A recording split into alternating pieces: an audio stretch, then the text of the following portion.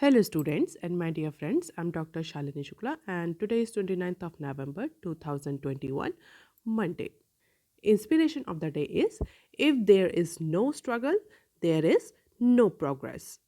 In today's discussion, we are going to cover these articles. So let us start with article number 1 given on page number 4 of Business Standard newspaper. Economists peg quarter 2 GDP growth at 7 to 9%. So, in comparison to the last year contraction of 7.4% in the corresponding period, this year Indian economy has grown in the range of 7 to 9% as per the number of economists and various agencies. This is the range that has been given here, 7 to 9%. It means few have projected it for 7.5, few economists had projected it for 8%, few agencies have projected it for 9% approximately. So this is the range that has been given, 7 to 9%. और last year इसी same period में the Indian economy was contracting with 7.4% if you remember because of the nationwide lockdown.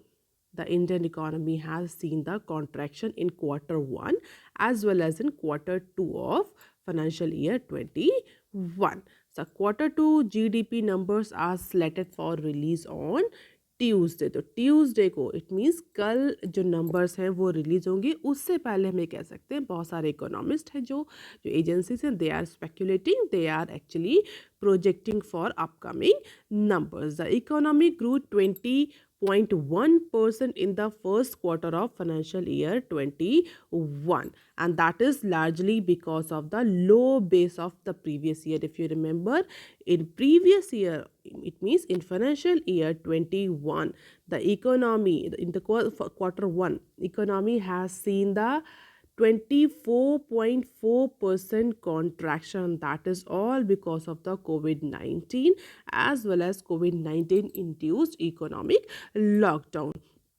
And as per the few experts, that because of the festival season, the manufacturing sector had showed smart recovery. So because of the festival season, manufacturing sector recovered, inventory level recovered, demand has been boosted, and all these factors are definitely constituting to 7 to 9% growth, at least 7 to 9% growth into the quarter 2 of financial year 22 against last year contraction. तो जुलाई के बाद से experts का कहना है कि बहुत सारे स्टेट्स में कोविड रिलेटेड जो भी रिस्ट्रिक्शंस थे वो ईज हो गए थे और उसके बाद से इकोनॉमी ने परफॉर्मेंस देना शुरू कर दिया था. लेकिन अगर सर्विस सेक्टर की बात करें तो कुछ सर्विस सेक्टर ऐसे रहे हैं जो कि अनलॉकिंग के बाद भी चैलेंजेस फेस कर रहे हैं. क्यों? क्योंकि उन सर्विस सेक्टर्स में सोशल डिस्टेंसिंग और कोविड रिलेटेड जो नॉर्म्स हैं, जो रिस्ट्रिक्शंस हैं, वो अभी भी कंटिन्यू है और जिसकी वजह से वो सेक्टर इम्पैक्ट हो रहा है. वहाँ पर फुटफॉल, सर्विस अवेल जो करते हैं कंज्यूमर्स, उनका फुटफॉल जो है वो भी रिड्यूस हो रहा है, जिसकी वजह से कुछ सर्विस सेक्टर ऐसे हैं जो अभी भी चैलेंज फेस कर रहे हैं after the economic recovery. And it was only after September that various state governments gradually opened these service sector. तो जुलाई के बाद से मैन्युफैक्चरिंग सेक्टर हम बोल सकते हैं प्राइमरी सेक्टर में तो रिकवरी स्टार्ट हो चुकी थी. बट यस, कुछ सर्विस सेक्टर ऐसे थे, कुछ न सारे नहीं, कुछ टर्शरी सेक्टर ऐसे थे जहां पर रिकवरी स्टार्ट नहीं हो पाई थी because of the social distancing norms. लेकिन सितंबर आते आते उन सारे सेक्टर्स को भी ओपन कर दिया गया था. वहाँ पर भी रिलैक्सेशन थोड़ा सा आसान कर दिया गया था, जिसकी वजह से उन सेक्टर्स में भी रिकवरी, उन सर्विस सेक्टर में भी रिकवरी स्टार्ट हो गई. And that is why quarter 2 is witnessing a huge, or we can say a modest growth rate. As per the economist at Quanto Eco Research, banning of COVID-19 cases allowed the progressive easing of lockdown restriction even at a state level. Along with the progress on vaccination, all these were the key stimulant for quarter 2 growth. तो कुछ economist का ये कहना है कि vaccination एक बहुत important factor रहा है इंडिया में इकोनॉमिक ग्रोथ को, इकोनॉमिक रिकवरी को स्टार्ट करने के लिए।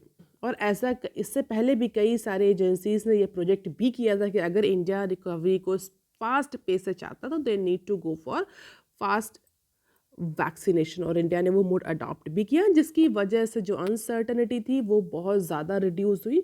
और इन्वेस्टर्स के माइंड में, कंज्यूमर्स के माइंड में जब अनसर्टनिटी नहीं होती तो इन्वेस्टमेंट और डिमांड दोनों ही बढ़ते हैं। अनसर्टनिटी नहीं होगी, इट मीन्स कॉन्फिडेंस होगा इकोनॉमी में कि इकोनॉमी एक पर्टिकुलर डायरेक्शन में मूव करेगी, और उसी के अकॉर्डिंग जो इंडिविजुअल्स होते हैं they take their investment decision, they take their demand related decision. तो inventory level, government spending, all these factors are actually supporting the economic activity, and in turn there is a economic growth. तो ऐसा कहा जा रहा है कि इसके बाद एक healthy pickup in the momentum of both industry, manufacturing as well as service sector can be seen in upcoming quarters as well. So this is the GDP projections for the second quarter of financial year 22 by different rating agencies as well as the economist. So CRISIL has projected it 7.5, ICRA 7.9, SBI Research 8.1, Motilal Oswal 8.2, CARE 8.3, India Rating 8.3, Quanto Eco that is 8.5, and PwC 8 to 9%. So as I said, the range is from 7 to 9% of GDP. अब देख लेते हैं article number 2 that is given on page number 6. US softened stand, but FTA uncertainties far from over. If you remember, in the last Tuesday, US Trade Representative and Commerce and Industry Minister chaired the first meeting of revived TPF. TPF stands for Trade Policy forum. 4 साल बाद इस forum की, जो India US का एक bilateral forum है, इस forum की मीटिंग हो रही थी 4 साल के गैप के बाद. अगर हम ये सीधे सीधे बोले कि इस बाइडेन के जो रेजिम है उसमें ये फर्स्ट टीपीएफ मीटिंग है, और इसमें हमने डिस्कस भी किया था कि बहुत सारे ट्रेड बैरियर्स और टैरिफ और नॉन टैरिफ बैरियर्स पर डिस्कशन होगा. India generalise system for preferential treatment पर भी डिस्कस कर सकता है, लेकिन इस बात की बहुत श्योरिटी थी कि किसी भी तरह का एफटीए जो है वो, या किसी भी तरह की ट्रेड डील अभी फ़िलहाल इस फोरम में या इस मीटिंग में साइन नहीं होगी. तो इस मीटिंग के बाद जो आउटकम आया उसको बिजनेस स्टैंडर्ड ने कवर किया है. And as per the Business Standard, US और इंडिया दोनों ही कहीं ना कहीं अपने एक रिजिड स्टैंड से थोड़ा सा तो सॉफ्टन हुए हैं. The US seems to have given up its rigid stance under the Biden administration, but yes अभी ये जो इंस्टांस है, रिजिड इंस्टांस, या हम भी कह सकते हैं यूएस इतना फ्लेक्सिबल नहीं हुआ है, या इस इंस्टांस में इतना चेंज नहीं आया है कि इंडिया और यूएस के बीच में किसी भी तरह की ट्रेड डील अभी साइन हो पाए. तो बाइडेन एडमिनिस्ट्रेशन ने इस बात पर एग्री किया है that there should be the congenial relation between India and US, and that is why they have changed their rigid instant on for the few issues. But yes, still this particular new administration is not that much flexible that it may lead to any trade deal between India and USA. So both nations hopes to reach some kind of an understanding to resolve the issues that are pertaining to agriculture, non-agriculture related goods, services, investment, IPR, as well as general system of preferential treatment, GPS. और अभी recently US की एक और company ने US administration से complain करी है India के फेवरेबल ट्रीटमेंट को लेकर के. कौन सी कंपनी ने करी है? अगर हम बात करें तो वीज़ा ने. वीज़ा जो basically credit cards, master cards और इस तरह के कार्ड्स पब्लिश करते हैं, या हम बोल सकते हैं कि फाइनेंशियल एग्रीगेटर कंपनी है. तो उसने रिसेंटली यूएस एडमिनिस्ट्रेशन में इंडिया की कंप्लेन करी है that India is favouring it's domestic rival that is RuPay. तो ये एक और बड़ा इशू हो सकता है इंडिया और यूएस के बीच में ट्रेड रिलेशन को हैम्पर करने का। इससे पहले का इशू कौन सा था, हमने डिस्कस भी किया था इससे पहले, इक्वलाइजेशन लेवी, जिसको हम बोल रहे थे Google tax was very important contentious issues. इसके अलावा जो इनहेरेंट इशूज है जो हमेशा से चले आते हैं इंडिया और यूएस के बीच में, that is all related to agriculture product, और इसके अलावा आईपीआर, इंटेलेक्चुअल प्रॉपर्टी राइट। ये कुछ इश्यूज हैं जो इंडिया और यूएस के बीच में हमेशा से ट्रेड रिलेशन को ख़राब करते हैं। तो इन पर डिस्कशन होना था, लेकिन इस बात की तो बहुत ज़्यादा चांसेस है किसी भी तरह की ट्रेड डील साइन नहीं होगी। Both nations have agreed to set up the sub group on each of those issues that are pertaining between these two countries. However, some of the experts says that these two countries are trying to iron out the thorny issues under the revived TPF so that in future a particular trade deal can be signed between these two countries, जो कि Donald Trump के administration के time से pending है। उनकी जो last visit थी उसमें बहुत ज़्यादा इस बात के चांसेस थे कि ये ट्रेड डील साइन करने के लिए आए हैं ट्रंप, लेकिन उस समय भी बहुत सारे इश्यूज़ की वजह से ये एफटीए साइन नहीं हो पाया था।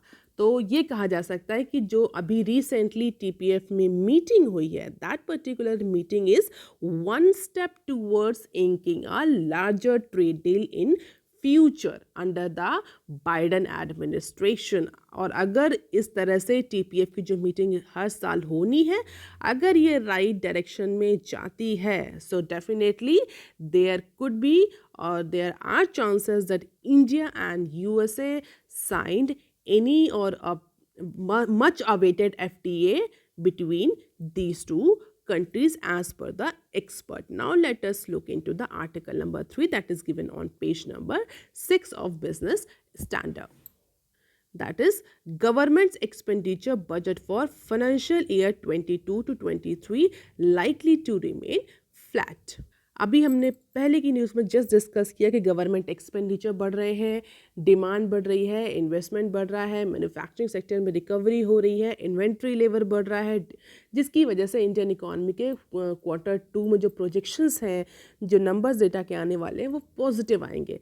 लेकिन अभी बिजनेस स्टैंडर्ड ने जो न्यूज़ कवर करी है उसके अकॉर्डिंग ऐसा एंटिसिपेट किया जा रहा है कि आगे आने वाला जो फाइनेंशियल ईयर है, यानी फाइनेंशियल ईयर 23, जिसके लिए फरवरी में गवर्नमेंट बजट प्रेजेंट करेगी पार्लियामेंट में, तो ऐसा एंटिसिपेट किया जा रहा है, या मैं कह सकते जो इन्फॉर्मेशन आ रही है बिजनेस स्टैंडर्ड के पास, उसके according there will be no significant rise in the expenditure budget of the government for financial year 23 from the level of financial year 22.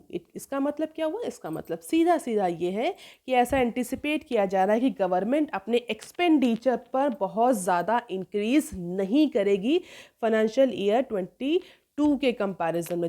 इस साल जैसा गवर्नमेंट का एक्सपेंडिचर रहा, अप्रॉक्सीमेटली जितना एक्सपेंडिचर गवर्नमेंट का रहा, गवर्नमेंट उतना ही एक्सपेंडिचर आगे आने वाले फाइनेंशियल ईयर में करेगी। जबकि ये कहा जा रहा है कि जिस तरह से गवर्नमेंट के एक्सपेंडिचर होंगे वो एक्सपेंडिचर इंडस्ट्री रिकवरी को, इकोनॉमिक रिकवरी को बहुत सपोर्ट करेंगे।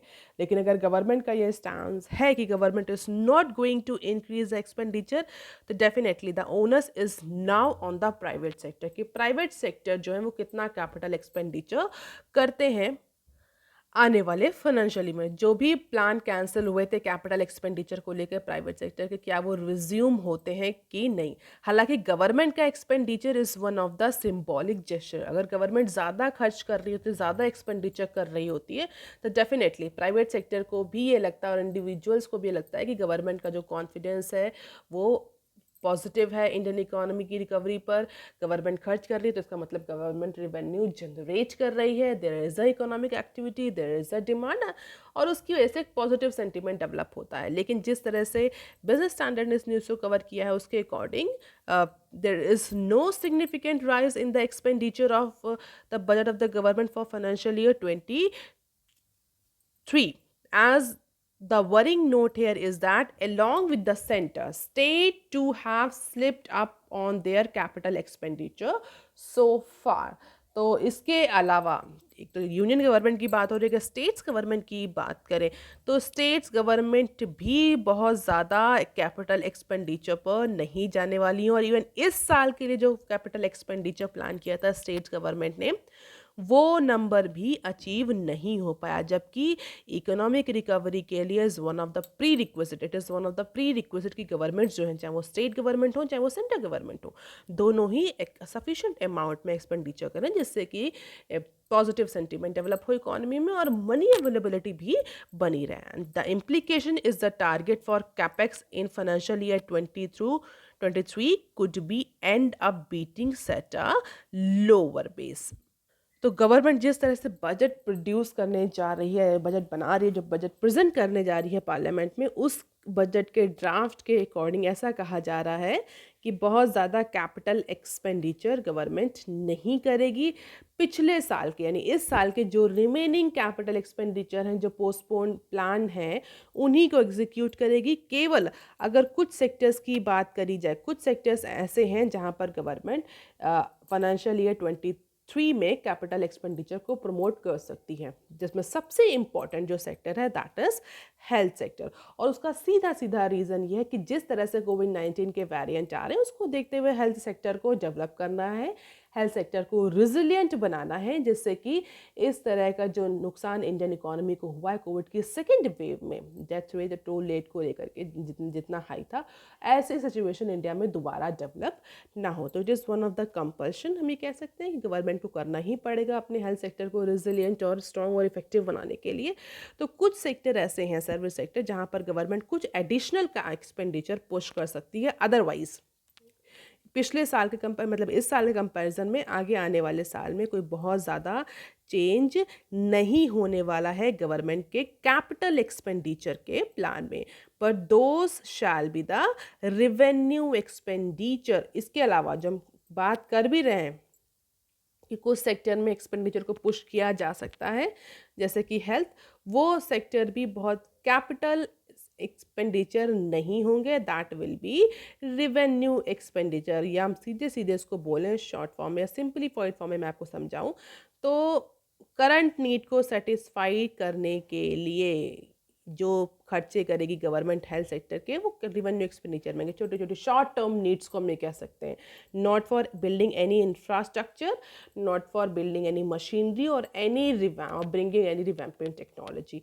तो जो भी एक्सपेंडिचर होंगे भी कुछ सेक्टर्स में वो रिवेन्यू बेस्ड होंगे, कैपिटल लॉन्ग टर्म एक्सपेंडिचर्स नहीं होंगे कि भाई कोविड अगर आता है तो उसके लिए सफिशिएंट फंड अवेलेबल रहे हॉस्पिटल्स के पास, हेल्थ केयर सेक्टर के पास। That is why for upcoming budget government is promoting revenue expenditure in health sector. At the same time, finance ministry is however keen to bring some of the homologous debt of National Highway Authority of India, currently over 3 trillion into reckoning, so that it shows up explicit government liabilities as has been done for FCI। तो जो national highway authority of India है उसके लिए government approximately 3 trillion का date जो है वो ले सकती है, just government has done for FCI। FCI stands for food corporation of India. तो सीधे सीधे ये कह सकते हैं कि इंफ्रास्ट्रक्चर डेवलपमेंट अगर हम देखें तो national highway authority of India is just for road and highway projects. तो इंफ्रास्ट्रक्चर डेवलपमेंट के केस में कुछ लोन या कुछ लेंडिंग कर सकती है government just to improve the infrastructure facilities in some areas, but yes there is no upside surprise in the expenditure number as per the top government officials। और इसका सीधा सीधा एक रीज़न ये है कि गवर्नमेंट चाहती है कि आगे आने वाले फाइनेंशियल ईयर यानी फाइनेंशियल ईयर 23 में जो फिस्कल डेफिसिट है उसको मेंटेन किया जाए। बहुत सीधी सी बात है, क्योंकि कोविड के लास्ट 2 ईयर्स से जो गवर्नमेंट का फिस्कल डेफिसिट का टारगेट है वो कंटिन्यूसली ब्रीच हो रहा है, गवर्नमेंट को बार बार एस्केप क्लॉज जो है वो इन्वोक करना पड़ रहा है। तो अगला जो फाइनेंशियल ईयर है उसको गवर्नमेंट थोड़ा सा फिस्कल प्रूडेंस के लिए यूज़ कर सकती है, करना चाह रही है, जिससे कि जो फिस्कल डेफिसिट का टारगेट है एटलीस्ट जो 3% के नीचे, वो तो भी फिलहाल अचीव नहीं होगा आगे आने वाले कुछ सालों तक, लेकिन यस जो कि 6%, 7% का पॉइंट टच कर रहा है, उसको रिड्यूस किया जा सके। तो ऐसा कहा जा रहा है कि गवर्नमेंट 6.8% का टारगेट रखना चाह रही है कि कम से कम 6.8% फिजिकल डेफिसिट रहे गवर्नमेंट का, इससे ऊपर ना जाए। कोविड की वजह से फाइनेंशियल ईयर 21 और 22 दोनों में ही ये टारगेट जो है वो बहुत ज़्यादा हो गया था। हम कह सकते हैं फिजिकल डेफिसिट बहुत सिग्निफिकेंटली इंक्रीज किया था। कहाँ 3% का टारगेट है, कहाँ हम 7% पर पहुँच रहे हैं। तो डेफिनेटली गवर्नमेंट इस बार जो आगे आने वाला फाइनेंशियल ईयर है उसको यूज़ करना चाहती है कि भाई उसमें किसी भी तरह का additional expenditure now. Government will try to go for fiscal prudence effectively, and that is why there is less capital expenditure. अब देख लेते हैं some other news clips. Regular international flights return under review. So center government on Sunday decided to review the decision on resuming scheduled commercial international passenger services amid the world alert on the risk posed by new coronavirus variant, that is Omicron. तो अभी recently कुछ एक हफ्ते पहले government ने decide किया था कि जितनी भी इंटरनेशनल फ़्लाइट्स हैं वो अब रेगुलरली रिज्यूम होंगी। लेकिन जैसे ही ये डिसीजन आया उसके बाद अफ्रीका में एक नया वेरिएंट देखने को मिला कोरोना वायरस का, दैट इज़ ओमिक्रॉन। और as per WTO report it is a virus of concern. और जिस तरह से केसेस बढ़ रहे हैं उसको देखते हुए गवर्नमेंट ने जो भी डिसीजन लिया था इंटरनेशनल फ़्लाइट को रिज्यूम करने का, इंटरनेशनल पैसेंजर सर्विसेज को रिज्यूम करने का, government is now going to revise those particular order और is going to review those order कि क्या पॉसिबल है, क्या ये करना चाहिए। The guidelines which come into effect from December 1 mandate submitting 14 days travel details and uploading a negative RT-PCR test report on the air सुविधा portal before the journey. तो कई सारे गाइडलाइंस और रेगुलेशंस आए थे और गवर्नमेंट ने कहा था कि रेगुलर इंटरनेशनल फ्लाइट्स रिज्यूम कर दी जाएंगी, बट एक नया वेरिएंट आ गया, उसको देखते हुए गवर्नमेंट ने कहा it's a time to review those decision, क्या करना चाहिए कि नहीं। क्योंकि अभी इंडिया में ओमिक्रॉन को लेकर के अभी आउटब्रेक देखने को नहीं मिला है, बट अगर इंटरनेशनल फ्लाइट्स रेगुलर रहती हैं तो there are very high chances कि इंडिया में भी ये नया वेरिएंट जो है वो एंटर कर जाए। और देख लेते हैं next clip. Travel firms where Omicron could impact the recovery. और डेफिनेटली इस नए वेरिएंट की वजह से now travel and tour agency, hospitality वाली जो भी कंपनी है, पूरा हॉस्पिटैलिटी सेक्टर फिर से सदमे में आ गया है। उनको ऐसा लग रहा है कि जो कोविड-19 का जो नया वेरिएंट आया है, that particular variant could stall the recovery in the tourism sector, and that is why industry is fearing from this particular uncertainty. So uncertainty is again looming into the tourism and hospitality sector. अभी recently ही ये open हुआ है, flight resume हुई domestic और international flights, लेकिन detection of Omicron variant in South Africa and the resultant flight bans have spooked the travel sector once again. So let us see how this particular Omicron will take place और इसका फिर से travel, tourism और hospitality sector पर क्या फ़र्क पड़ेगा। But yes, अभी से उनका रिजम्पशन स्टार्ट हुआ था एंड अगेन न्यू वेरिएंट के। अब देख लेते हैं next clip. Jio joins rivals goes for 20% hike in tariff. जैसा कि हमने डिस्कस किया था कि एयरटेल ने अपने टैरिफ बढ़ा दिए हैं दिसंबर 1 से, और हमने ये भी डिस्कस किया था कि एयरटेल के बाद से ये हमें देखने को भी मिलेगा कि अदर जो राइवल कंपनीज हैं, अदर जो टेलकोस हैं, वो भी अपने टैरिफ के रेट बढ़ाएंगी। तो एयरटेल के बाद जैसे एयरटेल ने अपने 20% टैरिफ हाइक किया, उसके बाद वोडाफोन और जियो दोनों ने ही एयरटेल को ज्वाइन किया इस टैरिफ हाइक में। And now India's largest mobile service operator, that is Reliance Jio, hiked its rate by 20% on Sunday. तो संडे से एयरटेल, वोडाफोन, संडे से जियो के भी जो रेट हैं, टैरिफ रेट हैं, वो हाइक हो गए। Now Airtel, Vodafone and Jio both और all the companies went for a price revision earlier last week. तो हो सकता है कि जो टैरिफ हाइक किया है, इस टैरिफ हाइक से जो इस समय स्ट्रगल कर रही है कंपनी, टेलकॉम्स कंपनी, अगर ज़्यादा बहुत स्पेसिफिकली बात करें तो वोडाफोन आइडिया जिस तरह से स्ट्रगल कर रहे हैं कई सारे इश्यूज़ को लेकर के, that issues are not necessary to be discussed here.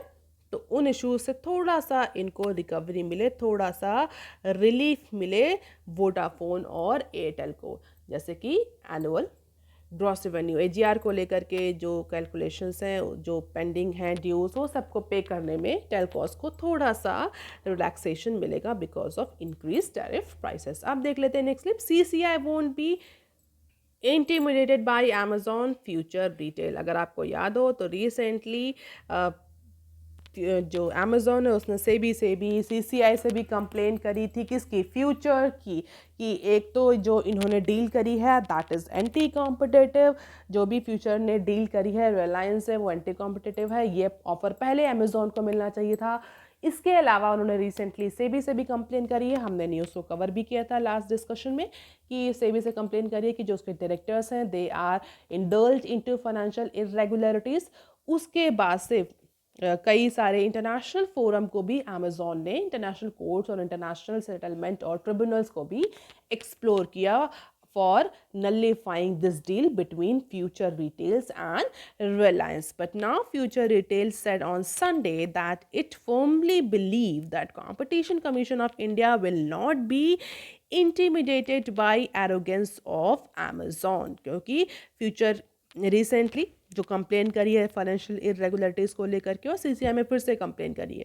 तो फ्यूचर ग्रुप ने एक हम ये कह सकते हैं सिंबॉलिक जेस्चर दिया है कि अमेज़ॉन को ऐसा लगता है कि वो सीसीआई और सेबी जैसी जो रेगुलेटरी अथॉरिटीज़ हैं, बॉडीज़ हैं, उनको इन्फ्लुएंस कर पाएगा। But yes, Future hopes that instead CCI will take action on its show cause notice against the US based e commerce company in accordance with its law. सीधा सीधा future retail का ये कहना है कि जब अमेज़ॉन ने इंडिया के रूल्स को फॉलो नहीं किया, अमेज़ॉन ने जो भी इंडिया के जो प्रोसीडिंग्स आई, जो रेगुलेटरी अथॉरिटी से, ट्रिब्यूनल से, उसको फॉलो ना करके इंटरनेशनल को फोरम में जा कर के अपील करी, तो अमेज़ॉन को भी किसी भी तरह का सपोर्ट इंटर रेगुलेटरी से नहीं मिलेगा। तो सीसीआई और सेबी को लिखने के बाद से जैसे ही अमेज़ॉन ने सीसीआई और सेबी को लिखा कि का जो डायरेक्टर्स हैं they involve in financial irregularities they, और उन्होंने जो शेयर होल्डर्स हैं उसके पैसे का मिसयूज़ किया है, और इसके अकॉर्डिंग जो डील है, इसके अलावा जो डील है रिलायंस और फ्यूचर ग्रुप के बीच में वो एंटी कॉम्पिटिटिव है।